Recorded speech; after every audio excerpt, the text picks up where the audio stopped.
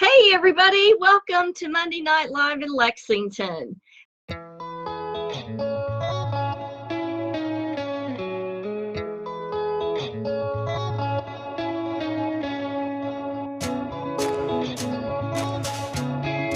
of all, thank you all for being here. As you know, my name is Rachel. I'm an adult programming coordinator. Kathryn Kauffman,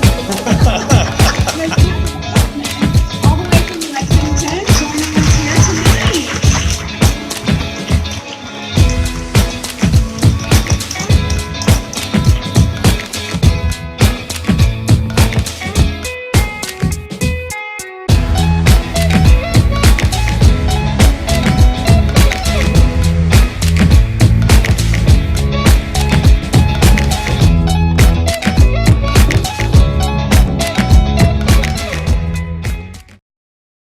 My name is Kathryn Kauffman, and I'm a psychic medium here in Lexington, Kentucky.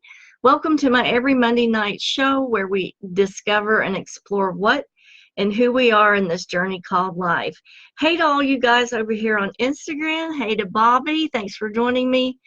And let's do some quick shout outs over here on Facebook. For those of you that are joining on my professional page, Kathryn Kauffman Psychic Medium, if you want to join the live chat, I did leave a link for you there to come over to the personal page. That's the only page where I do interaction and answer questions and shout outs.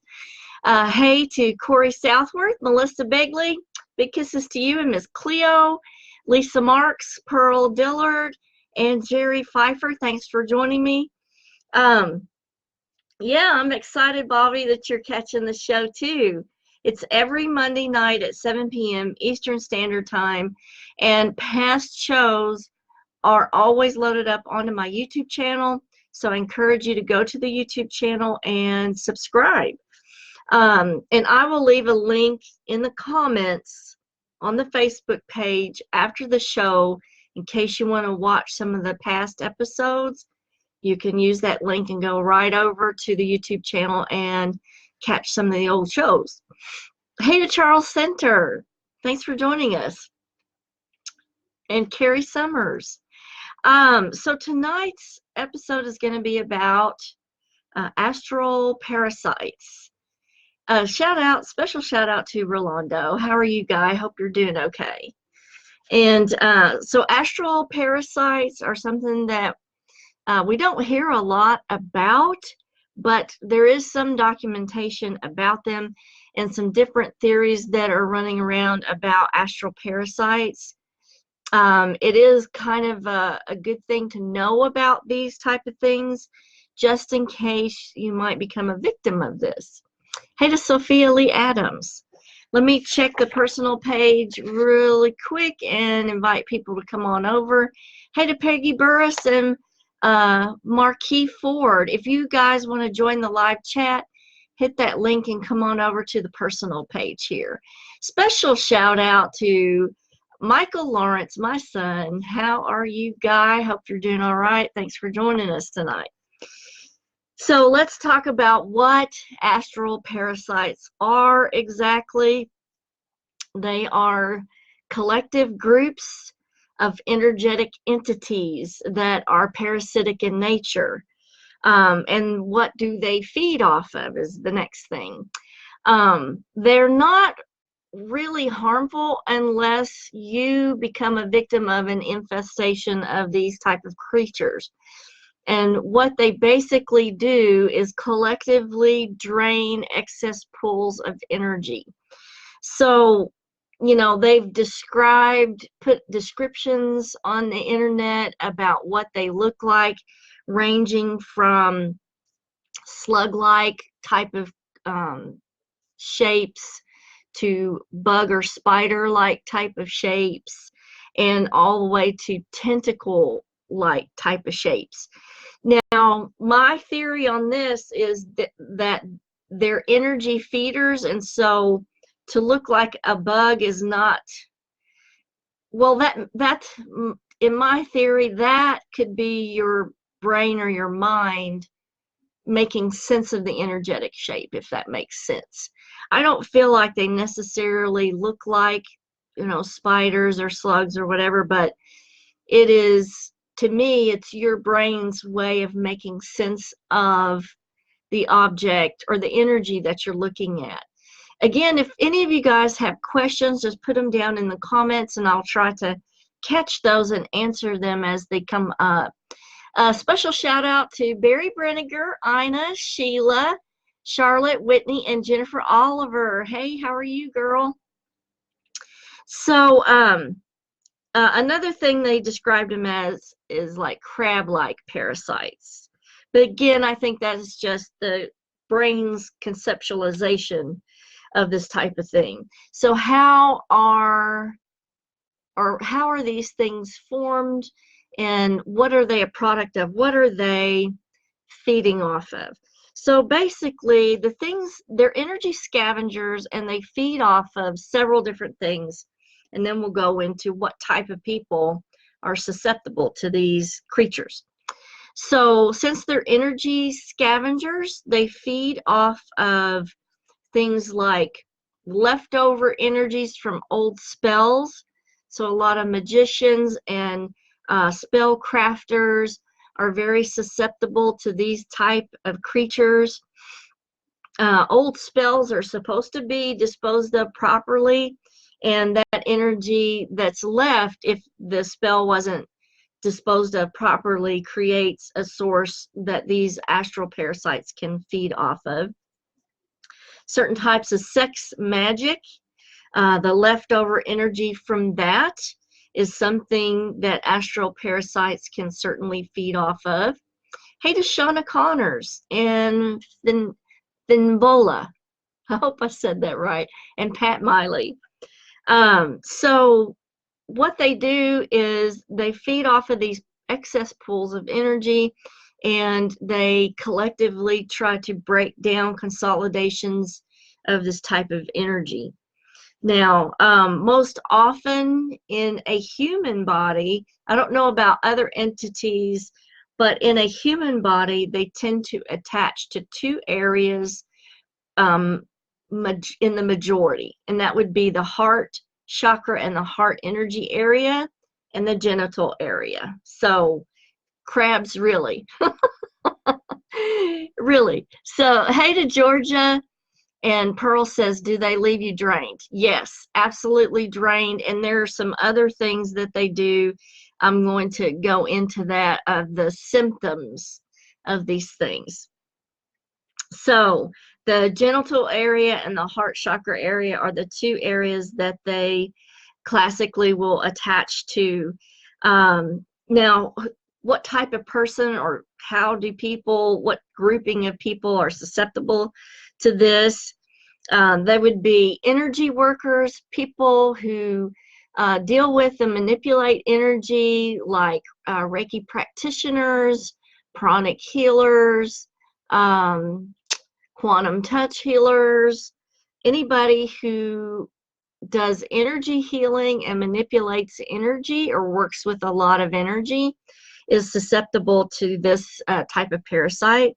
Psychics are susceptible to this type of parasite because we're working with a person's energy. A person has to be open to a psychic reading to get one, because we need access to that energy to interpret and to channel. So psychics are definitely susceptible to astral parasites. Magicians that work with energy, and especially if they don't dispose of the energies that are created during magic, like thought forms and things like that. Hey to Will Jordan and Jill Jones. Melissa wants to know if holistic medicine practitioners, some can, I would say acupuncturists may be susceptible to the astral parasites because they're working with the energy channels. Ina wants to know if empaths are. Absolutely, empaths are very susceptible because the empath is feeling the energy field of another human being, or feeling the energy field around them. So they're very in tune to energy and can be very susceptible.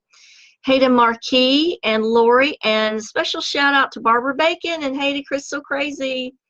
Peggy Thompson, something's already sucking my energy away. Well, I'm going to give you some really good tips on how to deal with astral parasites, so stay to the end of the show.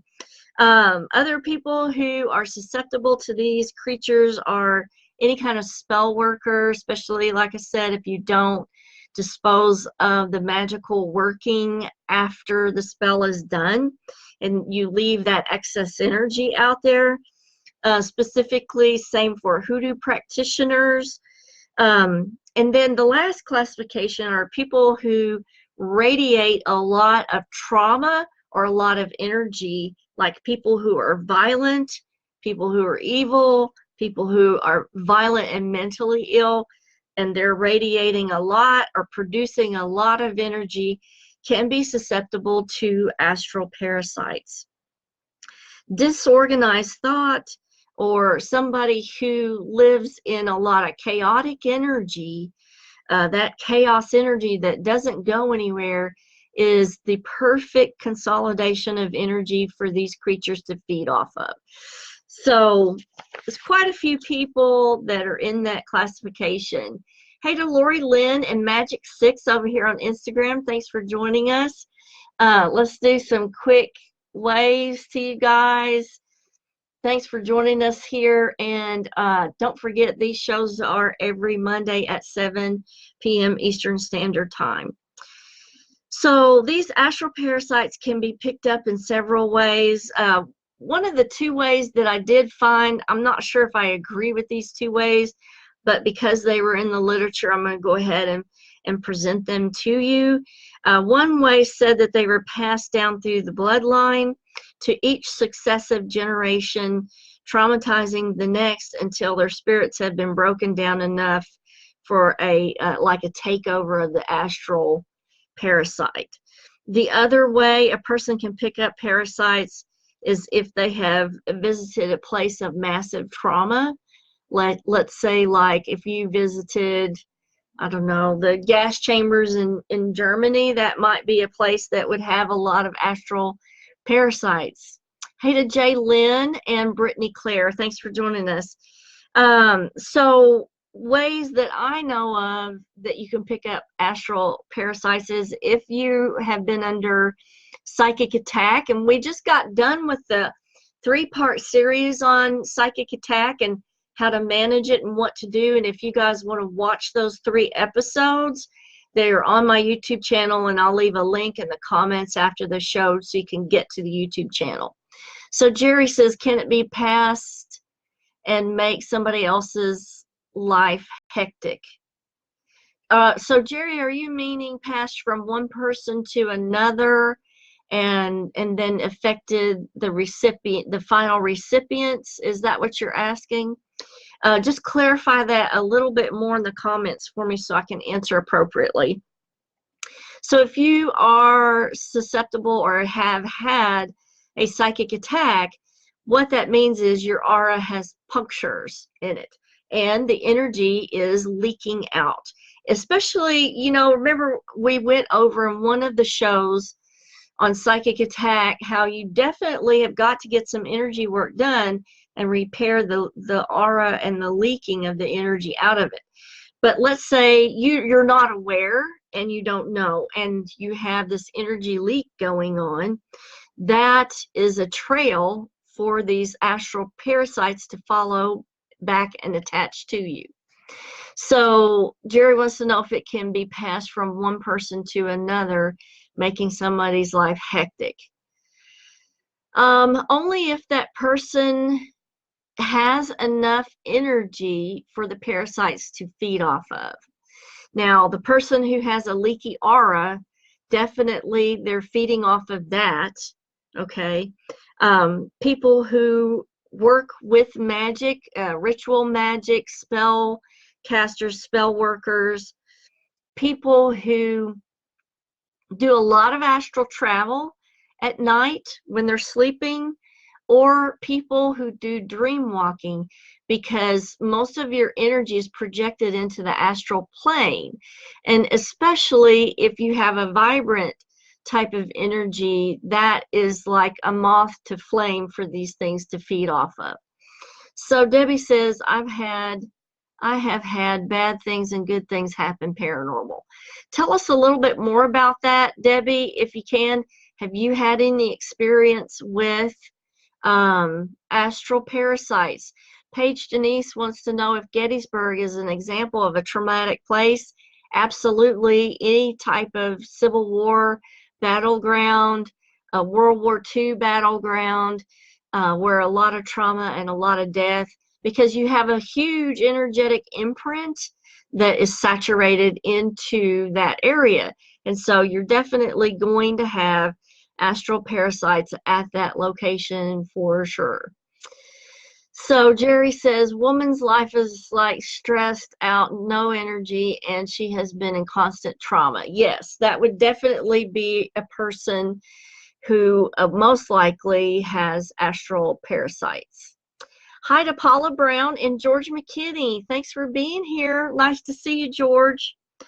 Another thing that makes you susceptible or is a causative factor for astral parasites is remote viewing. If you do a lot of remote viewing, you can be a prime target for this type of parasite.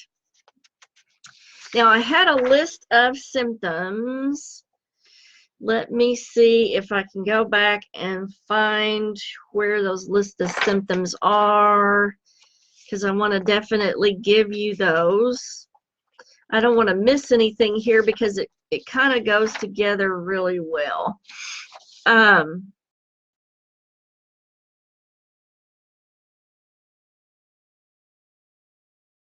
lot of negative emotions, perpetuating drama or trauma, paranoid thoughts.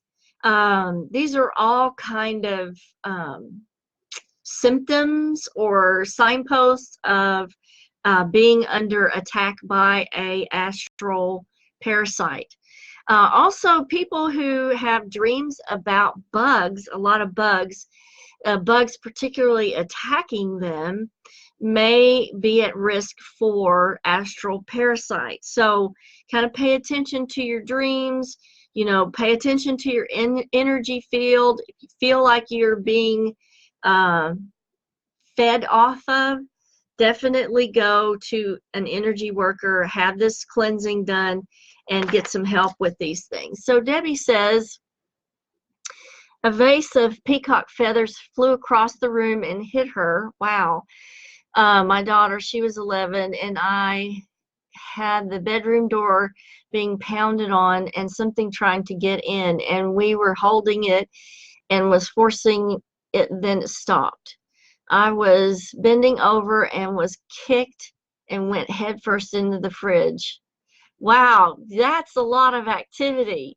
So have you ever done a cleansing, Debbie, on the place that you're in to see if it makes any difference in the activity? Hey to Risha, and Jerry says, like, watching TV shows about ghosts and stuff can open you up. It can open you up. I do find that most people, though, are already kind of reading about that type of thing and sort of opening the third eye anyway, and really linking with watching ghost hunting stuff can definitely just finish opening up. So Debbie says she moved away from the place that had all the activity. That sounds like I would definitely try to move too. Okay, so let's go into what do we do with these things and how do we prevent parasites from infecting us, and what do we do after we find out, gosh, you know, I may have these. The best way to prevent is, of course, by practicing psychic protection, doing regular cleansings of your aura and your house or your property, but also making sure that you get regular energy work to where you're not having any energy leak, because that's just like a trail of honey for the bees to come in. So yeah, definitely, these are things I'm going to present to you to work with if you've had an attack by an astral group of parasites. Now, this was one reference that I found. Not sure if I agree with it or not, and they did not say exactly how to use it. But one referenced using wormwood to protect from energetic parasites, but it didn't say how to use that. So I'm going to present things that I know how to use. Also, so things that you can do. Get the energy work done. Make sure that your aura is sealed up and you don't have any energy leaks. Number one. Number two, if your aura is good to go, you don't have any leaks, and let's say you suspect that you have some astral parasites, what you want to do is run a magnet over your aura like a smudge, over your arms, head, torso, legs, front and back. Okay, just run a magnet. It needs to be about that big, I'd say, to pull those things off of there. So Debbie says, oh, hey to Taya. Hey, Taya. And Randy, thanks for joining us. So Debbie says, I had a grayish looking cloud zoom through my room and go into the closet. My cat saw it too. Then it rustled bags in the closet. That night, my dad died, and I found out the next morning. So Debbie, maybe the grayish looking cloud, do you think that might have possibly been his spirit or another spirit associated with that? Let us know in the comments. And Jaylyn says, sounds like I need to find myself an energy workers close by. Right, Jaylyn. Anybody who does pranic healing or Reiki would be perfect for that. Hey to Lauren. And Paula wants to know, do I do energy work? I do a type of energy work that's my own, and I call it nature resonance healing.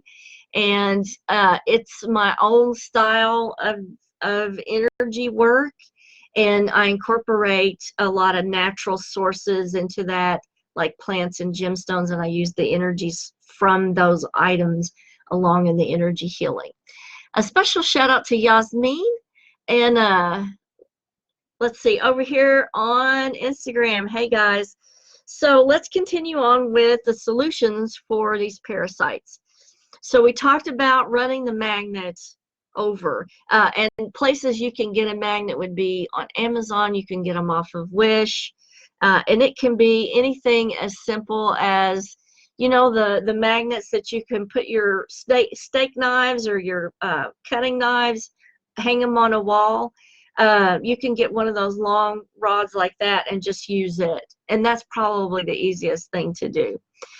Another thing that you can use, and what this does is it provides a different source for the parasites to feed off of, and in a way it's more bountiful than your energy. And so what the parasites do is abandon your energy for this type of energy, and that's an EM pump. So a lot of you that do ghost hunting, you know what an EM pump is, and it produces energy from a rotating magnet. So you can simply use an EM pump in the hopes that they go for it instead of you. Now, when you use an EM pump in ghost hunting, and this can be kind of tricky, a lot of times the EM pump can increase the amount of EVPs you get, the amount of activity that you perceive. But because astral parasites love EM pumps, I've always been in question of using them in a ghost hunt because the activity might be attributable to the astral parasites instead of true spirits. And if you're not a medium, you may not know the difference. So that's something to consider. So Jaylyn says, my 3-year-old son has something that follows him around, I believe. I captured a photo of him with a white mist around his head and a white ball of light on his shoulder. That absolutely sounds like something is following him, especially if it's in successive pictures. finding out what or who it is another thing. I'll send a couple of those pictures to me if you would on Messenger, Jalen. I'll take a look at them and see if I can just preliminarily see if it's a family member or not. So Debbie says, my hair was standing on end. I was scared and the cats did not move, just stared. After I got the nerve to look in the closet, obviously didn't see anything. And this is my new apartment that I had moved in. Don't know if it was my dad saying goodbye. I don't know what it was or what to believe. People keep telling me I need to use sage to clean my apartment, but I don't know what to think. Definitely saging your apartment is a good thing to do. And when you go through there, you can say, incant something like, spirits from my family may stay, but everything else here must go. And that way you're not disrupting the spirits from your family that might be in and around you. So Debbie Jalen says she's also had white mist and pictures around her grandkids. Maybe you guys could compare notes on these type of things and see if we can come up with some answers. So running a magnet over the aura, using an EM pump. They do reference some things like healer's gold is also known as Apache's gold. Again, like the wormwood, they didn't say exactly how to use these things, only that that they were used as a protective agent against astral parasites. So I'm assuming you might want to carry those items with you.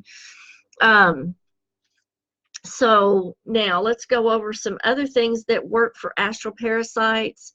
If you're going to use a smudge, I recommend a rosemary smudge. Now, you cannot find those. You almost have to make those. You can get some charcoal and the incense charcoal and use dried rosemary on the top of it, and then smudge your apartment or your house or property with that. And that definitely causes them to detach and disperse. If you can't use the smudge and you can't use smoke, let's say you're elderly, you're on oxygen and you can't burn anything, you can use a mild spray, very mild, especially and only if you're not sensitive to it, of pine essential oil. Pine is a very good one to use. Bergamot essential oil or lemon essential oil. Now, if you don't have the essential oils, you can certainly use the dried substances of bergamot, pine, and lemon, just like the rosemary, on top of the incense charcoal. Sheila wants to know, could you burn wormwood? I really don't know if that's advisable, Sheila. You're going to have to do some research on that and find out if you can burn wormwood. It might not be a great idea. My gut feeling is probably not. So we kind of go with things we know that are okay to use on charcoal incense, like dried rosemary, dried pine needles, dried bergamot, and the dried lemon peel. You can definitely use those. And if you, like I said, if you can't burn things, you can put those in a spray and use those. Sage will do. It's not as effective as the rosemary. Rosemary is very effective at loosening these astral parasites and making them detach from the aura. So gemstones, let's go over some of the gemstones that we can use. Hematite, and especially if it's magnetized. Now, natural hematite is non-magnetic, but there is a hematite that is available on the market that is magnetized, and you're going to carry that. You can use that to comb the aura out, like we were talking about using the magnet earlier. You can use the magnetized hematite for that. Smoky quartz is an excellent stone for prevention and removal of the astral parasites.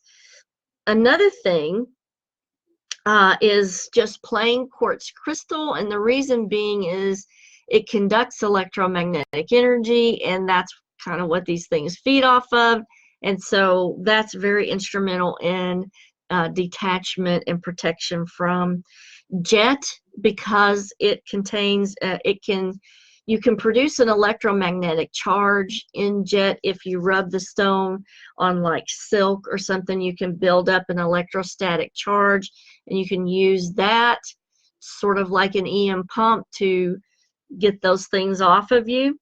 Another thing about the smoky quartz is you can ground yourself with that smoky quartz as well. Hey to Danae and George, thanks for joining us. Good to see you, Danae.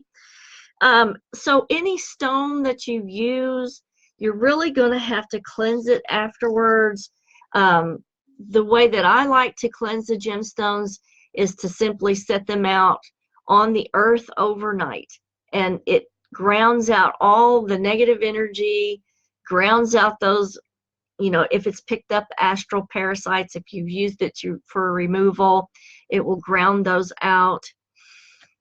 And Danny Ray wants to know, how do I work on my energy? A lot of people who already know Reiki can do self-healing. So Danae, I would look into learning how to do Reiki on yourself. And certainly there is a practitioner on Facebook, Steve Reiki Murray, and I think that he has some programs that I'm going to recommend that you learn how to do Reiki for yourself, and that way you can take care of any kind of leaks that you might have in the aura, and definitely prevent that from happening and prevent you from being a target of these astral parasites.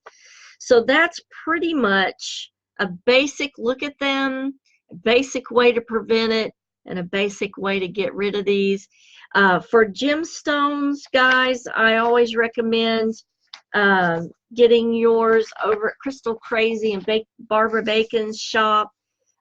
She has such a wonderfully charged gemstones, and they would be absolutely very efficacious at removal of astral parasites. So Danny says, it's very negative and I'm scared. I don't know what to do. I'm just so angry, even though I'm stressed and I'm depressed. But I was told there was a route on me. How about messaging me, Danny, a little bit more details about what happened so that I can help you find a solution to that. So the first thing I'm definitely going to suggest is that you learn how to do the Reiki. And I will leave a link to Steve Reiki Murray's Facebook page in the comments. And anybody who wants to learn that themselves, this is a very good place to do that. Oh, root. That you had a root, Danny, that you had a root on you. Okay, we need to know a little bit more. So just go on to Messenger and we'll find out what to do. All right, you guys, that's the end of the show. Remember, next Monday, I'm taking off because I'm having surgery next Monday. And I will be back the following Monday. And I'm going to post a show schedule so you can see what's coming up for the rest of June. It's going to be exciting. Until then, kisses from Kentucky, and I will see you on the Monday after the next Monday. Bye, guys.